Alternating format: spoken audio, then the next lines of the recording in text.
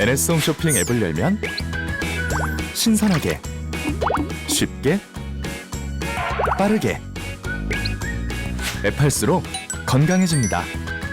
NS 모바일.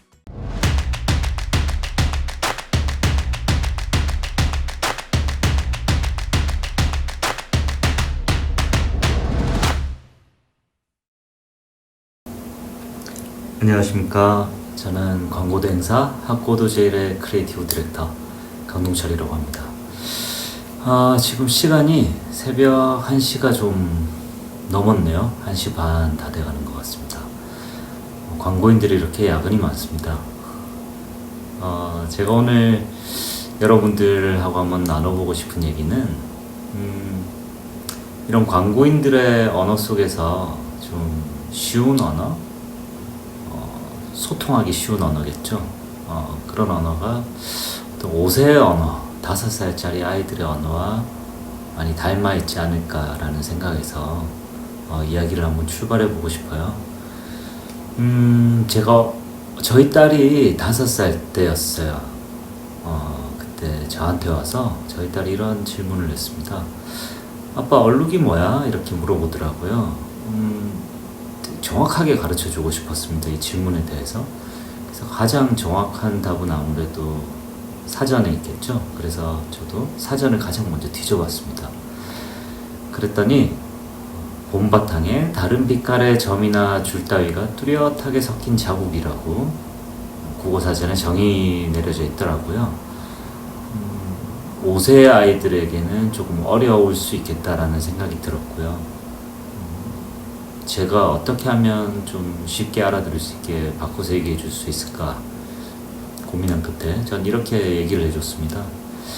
봐봐, 조금 전까지 아무것도 없는 그냥 새하얀 옷이었잖아. 그런데 물감이 묻은 곳만 이렇게 검정색 무늬가 생겼지? 이 무늬를 얼룩이라고 해 라고 얘기를 해줬습니다. 그다지 훌륭한 설명이었다고 생각하진 않는데요. 이 설명을 들은 저희 딸의 반응이 저는 참 재밌었습니다. 이렇게 얘기를 하더라고요. 그래서 얼룩말이라고 하는구나. 원래 하얀 말이었는데 까만 얼룩이 묻은 거구나. 이렇게 얘기를 한 거죠. 저는 이 얘기를 듣고 내심 조금 놀랐거든요. 왜냐하면 저는 한 번도 이렇게 생각해 본 적이 없었어요. 그러니까 뭔가가 이렇게 튀어서 묻는 얼룩이랑 얼룩말의 얼룩을 연계해서 생각해 본 적이 없는 거죠. 그냥 얼룩은 얼룩대로, 얼룩말은 얼룩말대로 생각을 했었는데, 이게 5세 아이의 시선으로 보니까 이런 또 발상을 할 수가 있구나. 오히려 국어 사전에 어떤 내려진 정의보다 더 본질적인 것을 보고 있다는 느낌이랄까요? 그런 느낌을 받았습니다.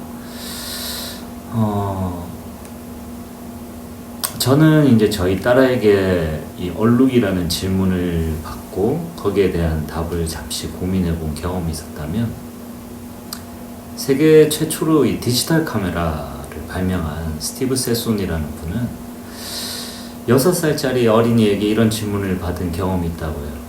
아저씨, 필름이 뭐예요?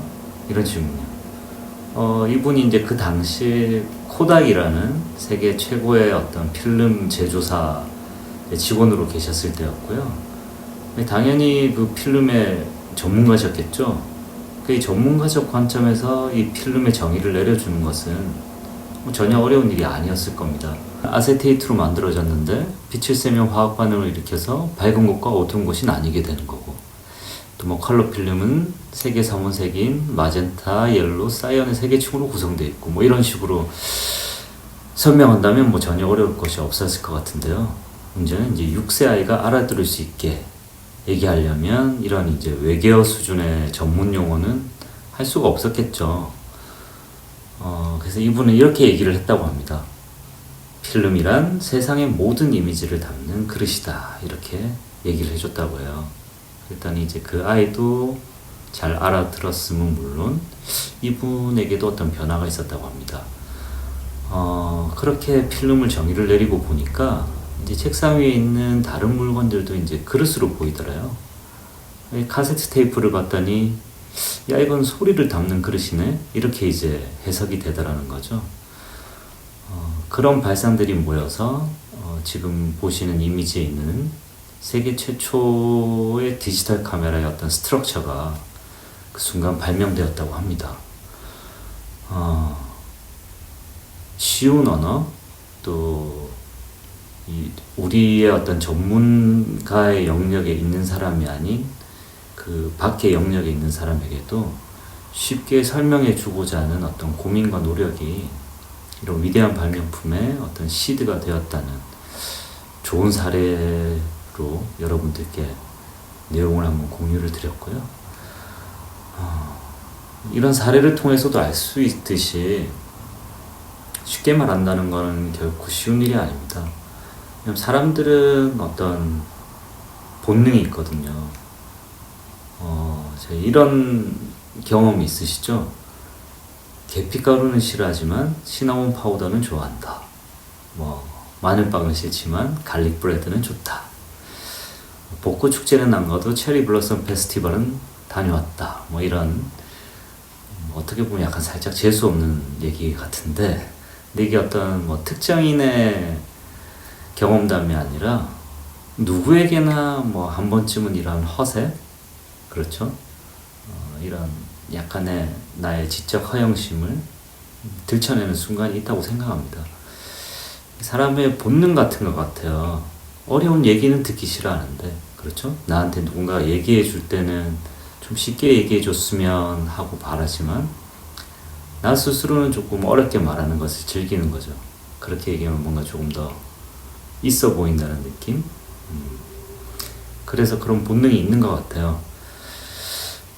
그러다 보니 우리가 이제 그런 것들이 익숙해지고 그렇게 이제 살아온 시간들이 길어지면서 쉽게 얘기한다는 것이 어려워진 게 아닌가라는 생각도 듭니다. 제가 이런 말씀을 드리냐면 이제 여러분들께서도 이제 미래 광고인이 되실 분들이잖아요. 그러면 이제 광고 대행사나 저처럼 또는 이제 광고 제작사, 어떤 광고 관련 일들을 프로로서 이제 하시게 되실 텐데, 그런 이제 광고를 하는 조직에 들어오시면 제일 많이 하는 일이 뭘 것 같으세요? 아이데이션도 정말 지겹도록 하실 거고요, 그죠? 기획서도 쓰실 테고, 또 영상 컨텐츠든 유튜브 컨텐츠, TV 광고 컨텐츠, 다양한 컨텐츠들도 만드실 테고, 또 빅데이터를 분석하시기도 할 거고요. 소비자들의 마음속을 들여다보는 조사 활동, 또는 이제 다양한 미디어들을 관리하는 일, 수없이 많은 일들을 하시게 될 겁니다.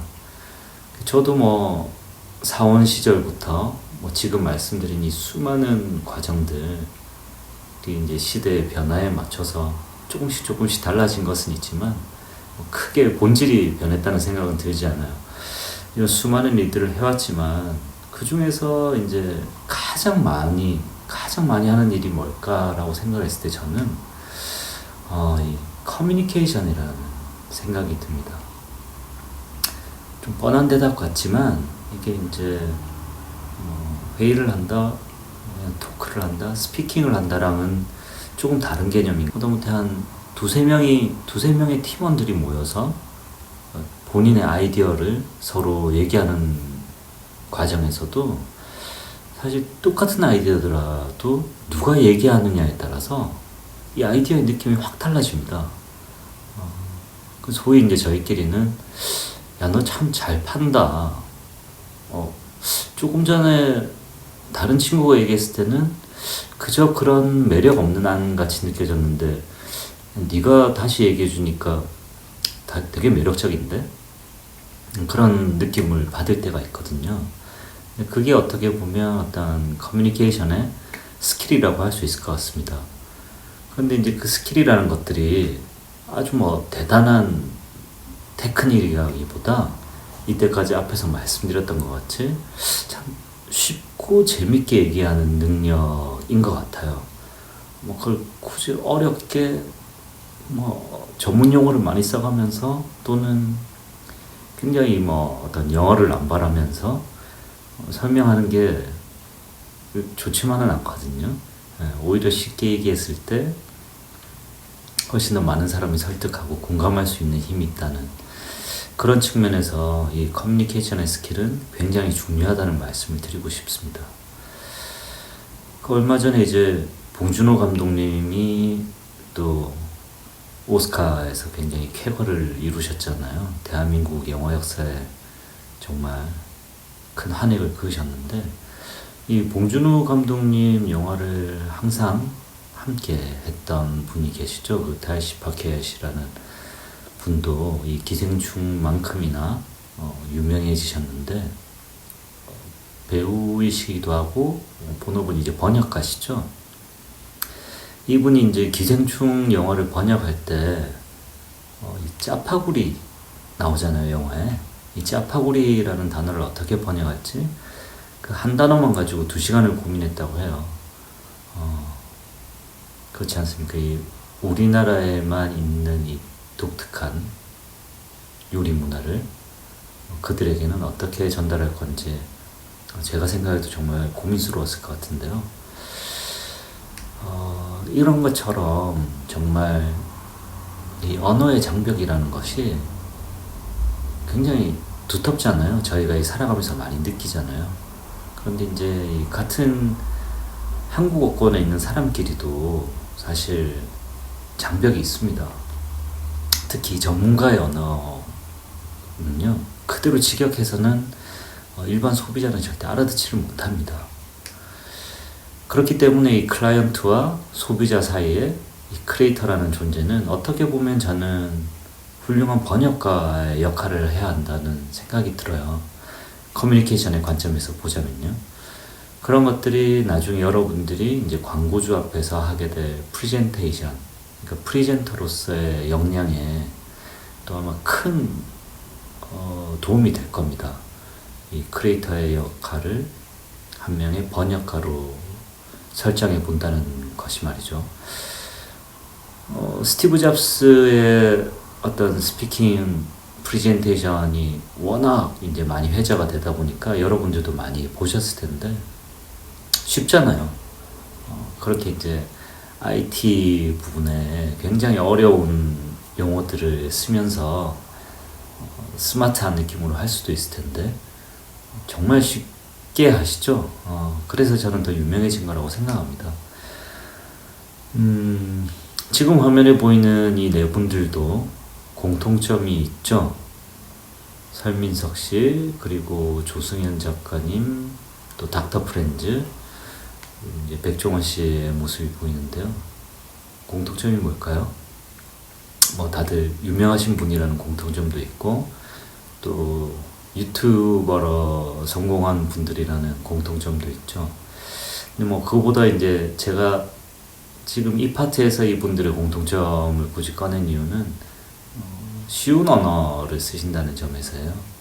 설미서 선생님 같은 경우는 정말 누구나 어려워하는 역사, 한국사, 세계사 너무 쉽게 잘 얘기해 주시니까 또 많은 팬분들이 있는 것 같고요. 이 조승현 씨의 경우도 어려운 인문학 또 언어학을 아주 쉽게 설명해 주시다 보니까 저도 한 번씩 이제 조승현 씨 강의들을 찾아서 듣곤 하는데요. 정말 좀 예전에는 어렵게 생각했던 책들 내용들이 되게 쉽게 다가오더라고요. 되게 재밌고, 그리고 이제 닥터 프렌즈 또 의사 세 분이 함께 하시는 유튜브 프로그램이죠. 보면 되게 어려운 의학 용어, 의학 상식들을 너무 이제 쉽게 풀어서 말씀해 주시니까 그런 이제 장벽들이 되게 허물어지는 느낌을 받았던 것 같고요. 그리고 이제 백종원 씨는 어떻게 보면 뭐 CF라고 할 수는 없는 분인데 요리에 대해서 너무 쉽게 이제 얘기를 해주시니까 뭔가 CF들만이 할 수 있을 것 같은 어떤 배리어들이 일반인에게도 되게 그냥 문턱을 낮춰주신 것 같아요. 그런 측면에서 네 분은 저는 이 커뮤니케이션 측면에 있어서 굉장히 이제 배울 게 많은 분들이라는 생각이 들어서 여러분들도 한 번씩 이제 시간 나실 때, 물론 이제 뭐 게임 유튜버나 여러분들 세대에서 또 더 재밌는 채널들이 있겠지만 한번 들어가서 한 번씩 보시면 이 어떤 화법, 이분들이 쓰는 언어들을 유심히 들여다보시면 아마 큰 도움이 될 거라고 생각합니다. 그런 측면에서 한번 공유드리고 싶었고요. 저는 이제 과거에 제가 굉장히 이제 존경하는 카피라이터 선배님이 계셨는데요. 그 선배님이랑 같이 한 팀으로 일을 한 적이 있었는데, 그때 이제 렉서스 브랜드를 담당했었습니다. 그래서 이제 렉서스 하이브리드 시스템이라는 것을 광고를 하기를 원했었는데, 이게 이제 광고주가 던져준 어떻게 보면 하이브리드의 정의였어요. 뭐 가장 아주 정확한 얘기겠죠. 2.5리터 직렬 4기통 가솔린 엔진에 하이브리드 모터가 더해져서 때로는 독립적이고 때로는 유기적으로 에너지를 생산해내는 가장 효율적이며 파워풀한 친환경 회생 제동 시스템입니다. 라는 그런 얘기를 광고주가 해줬는데 지금 다시 읽어봐도 참 어렵네요. 그래서 이걸 이제 소비자들한테 어떻게 전달해 줄 것이냐 이렇게 고민을 했는데 그 제가 좋아하던 카피라이터 선배님께서 이제 이런 카피를 쓰셨습니다. 두 개의 심장이 있었기에 인류는 존재할 수 있었다. 그러고는 이제 아기를 가진 엄마의 모습을 메인 비주얼로 써보면 어떻겠니? 라고 이제 한번 말씀을 주셨었어요.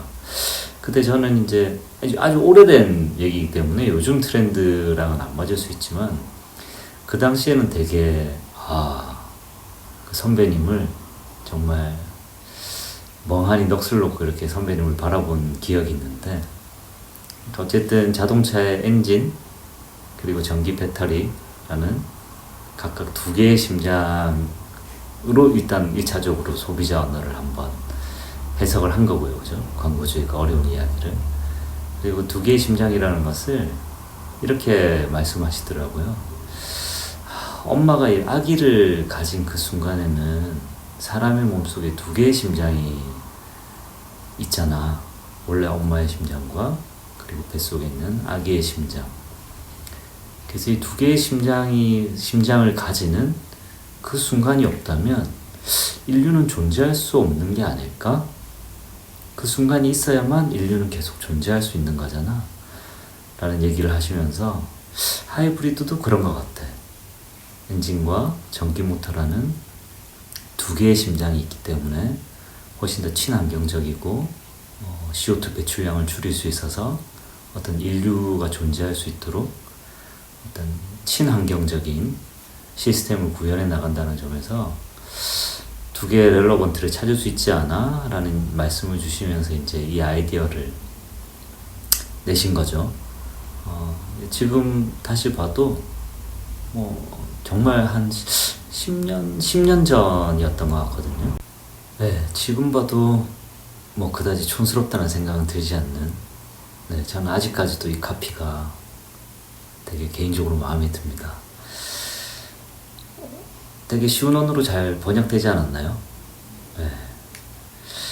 그리고 이제 그 다음으로 이제 보여드릴 건 이제 영상 광고인데, 요거는 이제 제가 크리에이티브 디렉터로 참여했던 제작물이고요.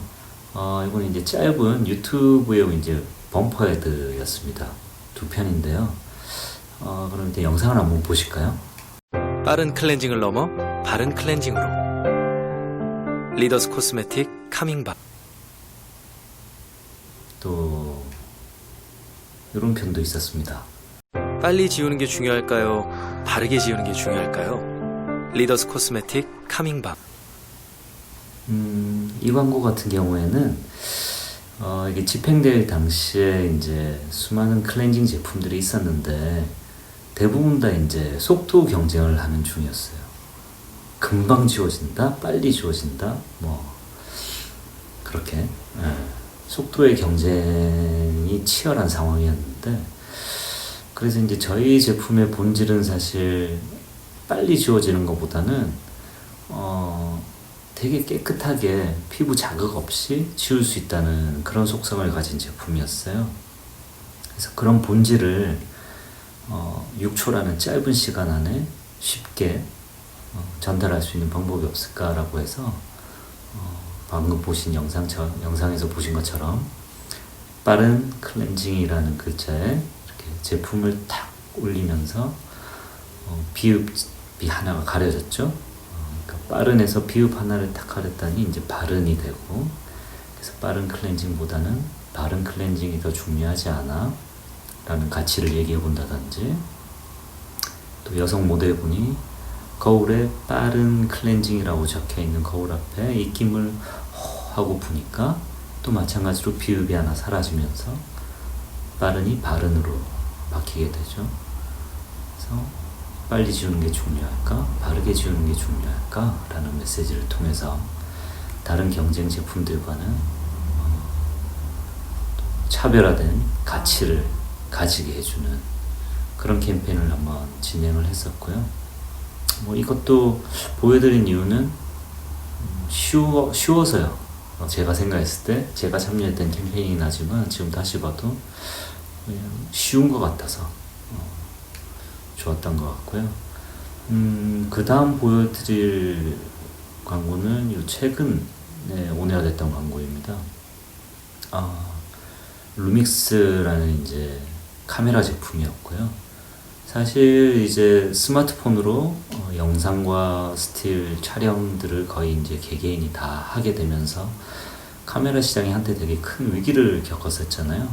그런데 이제 최근이라기보다는 유튜브가 굉장히 이제 활성화되면서 유튜브 크리에이터들, 그리고 조금 더 스마트폰보다는 조금 더 하이 퀄리티의 영상을 원하는 그런 타겟층들이 늘어나면서 카메라 시장에, 특히 이제 동영상에 특화된 카메라들은 다시 좀 살아나고 있는 분위기인 것 같아요. 또 소니 미러리스를 비롯해서 캐논, 니콘, 원래 이제 카메라 시장의 강자들이 서서히 다시 동영상에 포커스된 제품들을 가지고 나오고 있죠. 그래서 저는 이제 루믹스라는 카메라를 담당하게 됐는데, 이 카메라 역시 소구 포인트는 스틸보다는 동영상 쪽에 그 웨이트가 있었습니다. 일단 영상을 한번 보고 나서 계속 말씀을 드릴게요. 시네마 카메라의 영상미. 마침내 이 작은 미러리스 속에 이것이 루믹스 S5의 신기술. 영화 같은 영상을 누구나 소유할 수 있도록 루믹스 S5 카메라의 신시대를 열다. 풀프레임 시네마 미러리스 루믹스 S5. Panasonic. 네, 그래서 이 카메라가 과거에는 이제 사진을 찍는 스틸 사진에 훨씬 더 비중이 컸었다면 이제 동영상 쪽에 웨이트를 둔 거죠. 그래서 그것을 신시대를 열었다고 표현을 했고, 그 신자가 새로운 신자였다가 이제 씬의 개념 아시죠? 영상에서 스틸 사진에서는 한 컷, 두 컷, 컷의 개념이었다면 영상에서는 액션 씬, 러브 씬, 키스 씬 하는 이제 씬을 얘기하잖아요. 그런 이제 씬의 개념으로 카메라의 씬 시대를 열다라고 해서 중의적 표현으로 런칭을 했었습니다. 그래서 이것도 어떤 이제 카메라는 동영상의 시대야. 스틸이 아니라 영상의 시대니까 영상이 더 잘 찍히는 카메라를 써야 하지 않겠어? 라는 얘기를 카메라의 신시대를 열다 라는 짧고 쉬운 언어로 잘 취하는 케이스가 아닌가 싶어서 한번 소개를 드렸고요. 그리고 이제 올해 코로나 때문에 이제 코로나라는 이슈와 함께한 코로나 이슈의 특수성을 광고 속에 담아낸 그런 캠페인들이 많이 진행이 됐었습니다. 글로벌에서도 좋은 캠페인들이 정말 많았고요. 제가 담당하고 있는 이제 NGO 단체 월드비전이라는 이제 클라이언트가 있었는데, 사실 이 광고는 제가 소개해드리는 이유가 쉬운 언어라기보다는요, 이 진정성의 언어의 힘을 더 크게 보여준 사례가 아닌가 싶어요. 물론 쉽기도 하지만요. 그래서 뭔가 멋을 부린다든지, 카피라이터가 굉장히 어떤 테크니컬한 문장에 멋을 부렸다든지 한 것이 아니라 그냥 진짜 마음속에 있는 얘기들을 그대로 꾸미지 않고 전달하는 것만으로도 듣는 사람에게 굉장히 이제 공감의 임팩트를 주는 힘이 훨씬 더 이제 강해질 수 있다는 그런 사례를 보여준 게 아닌가 싶어서 이 캠페인을 한번 소개해드리고 싶었습니다. 월드 이즈 원 마스크 캠페인인데요. 영상을 한번 보시겠습니다. 한국과 중국에 대해서 입국 금지 조치. 한국에 대한 여행 정보도 발령했습니다. 한국인의 입국을 차단한 나라가 5개로 늘어났습니다.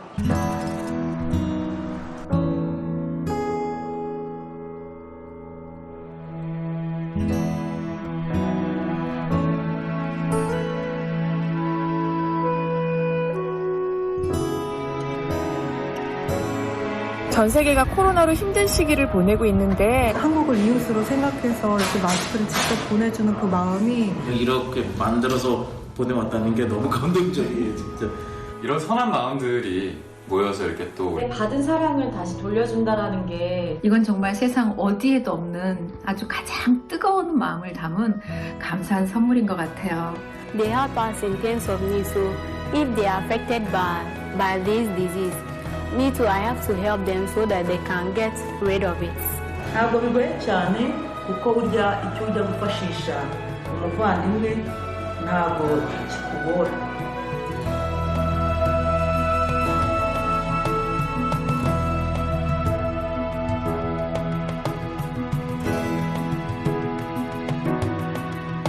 이렇게 직접 만들어주신 분들 너무 감사해요. 잊지 않을게요. 우리도 감사한 마음.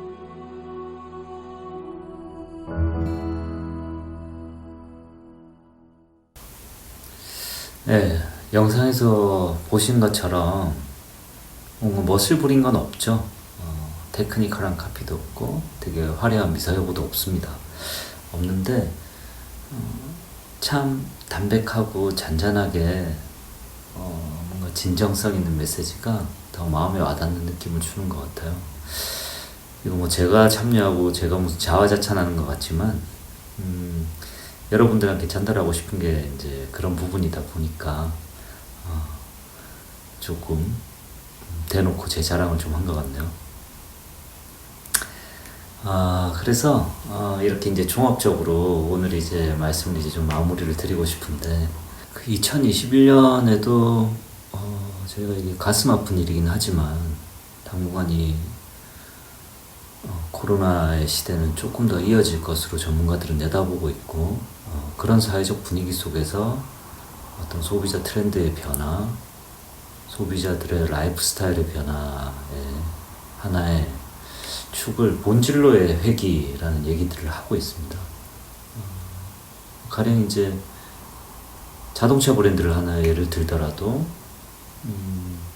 뭔가 차가 얼마나 이쁘냐 안 이쁘냐, 럭셔리하냐 그렇지 않은가, 뭐 컬러가 어떤가, 내부 인테리어가 어떤지 이런 부분들이 사람들에게 굉장히 중요한 가치관이었다고 한다면 오히려 이제 본질로 회귀라는 관점에서 자동차 한 대만 들여다본다고 해도 얼마나 안전한지, 혹시라도 사고가 났을 때 나와 내 가족을 지켜줄 수 있는지, 이런 굉장히 본질적인 것들 있죠. 장고장은 없는지, 견고한지, 이런 부분들이 훨씬 더 중요해진다는 겁니다. 그게 이제 불안이 가중되고 사회적인 분위기가 사람들을 불안해하는 요소들이 너무 많아지고 있죠. 그런 영향들이 어떤 본질을 더 찾게 만드는, 더 중요하게 만드는 본질의 가치를 중시하는 그런 트렌드가 이어질 거라고 전문가들이 내다보고 있더라고요. 그래서 이제 그런 시장 환경이 될수록 오늘 말씀드렸던 이 5세 언어라는 타이틀로 말씀드렸던 이 정의보다 어떤 본질의 힘을 여러분들께서 한번 잘 활용해 보시는 게 어떨까. 여러분들이 어떤 아이디어를 내고 컨텐츠를 제작하는 데 있어서 어떤 너무 테크니컬적인 것들에 또 빠지다 보면, 물론 그런 것들이 중요하지 않다는 말씀은 아닙니다. 중요하죠. 완성도, 퀄리티 중요합니다. 그런 것들에 너무 또 치우쳐 있다 보면 본질을 놓칠 때가 있거든요. 그래서 그런 본질을 놓치지 마시고 항상 좀 기억하셨으면 하는 측면에서 오늘이 5세의 언어라는 주제로 긴 말씀을 드렸습니다. 마지막에 이제 이 말씀을 드리면서 마무리하고 싶네요. 너무 유명한 얘기죠. 파블로 피카소가 남긴 얘기. 라파엘처럼 그리는데 4년이 걸렸지만 아이처럼 그리는 데는 평생이 걸렸다라는 얘기를 했습니다. 그만큼 또 아까 디지털 카메라를 최초로 발명했던 스티브 세손의 얘기, 또 파블로 피카소 얘기, 다 일맥상통하는 얘기들인 거죠. 이렇게 어린 아이의 눈으로 바라보고 어린 아이처럼 생각하고 어린 아이처럼 쉽게 얘기한다는 것이 쉬운 일이 아니라는 것을 저희는 잘 알 수 있습니다. 어려운 일이지만 계속 노력해 주셨으면 좋겠고요. 분명히 이제 그런 노력들이 나중에 여러분들이 프로 광고인이 되셨을 때 큰 도움이 되리라 저는 믿습니다. 긴 시간 들어주셔서 감사하고요. 강의는 여기서 줄이겠습니다. 감사합니다.